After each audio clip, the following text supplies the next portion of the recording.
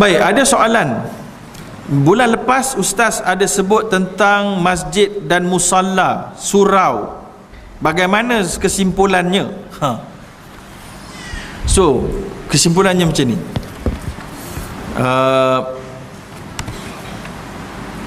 Masjid ni, kalau kita lihat perbincangan para ulama, ringkasnya dia ada ciri dia. Ciri masjid yang pertama, dia itu dibina khas untuk didirikan solat. Itu yang pertama. Itu yang saya nampak yang paling disepakati oleh ulama. Regardless solat Jumaat dibuat atau tidak.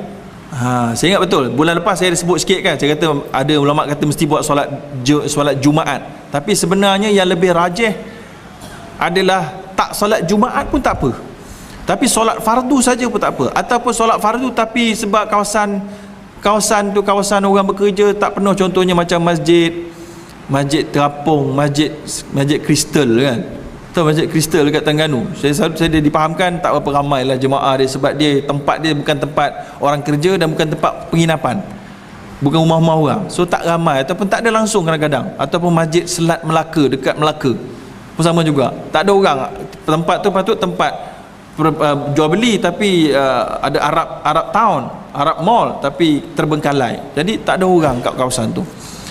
Ia tetap masjid. Apa penting nak tahu itu masjid atau tidak?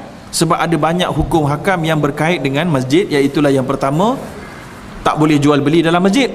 Nabi kata siapa jual beli dalam masjid, dia doa kerugian bagi dia.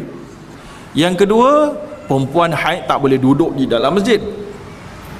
Yang ketiga biasanya adalah kita bincang pasal tahiyatul masjid, solat tahiyatul masjid.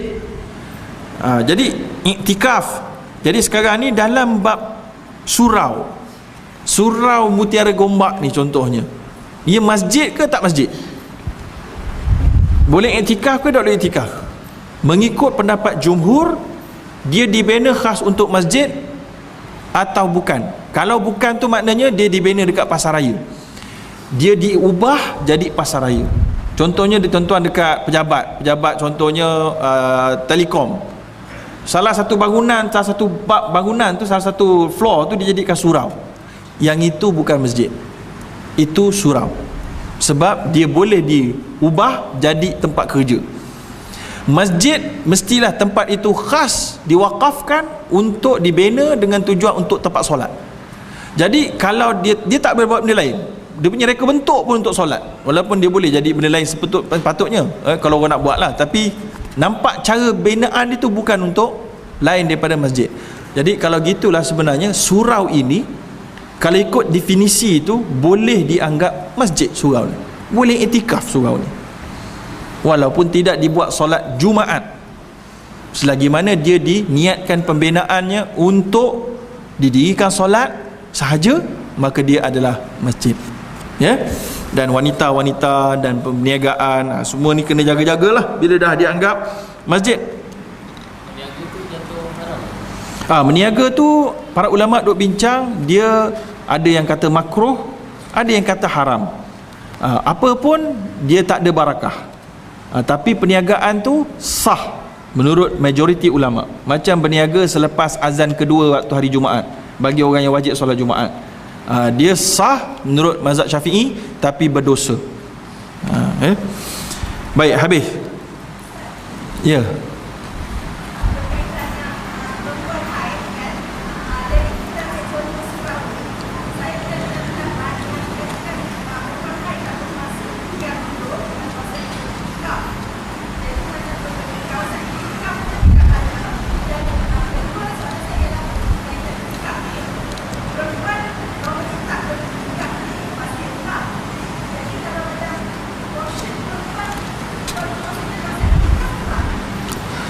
Okey, portion perempuan adalah kawasan iktikaf, dan dia adalah masjid. Dan adakah koridor masjid itu dianggap masjid?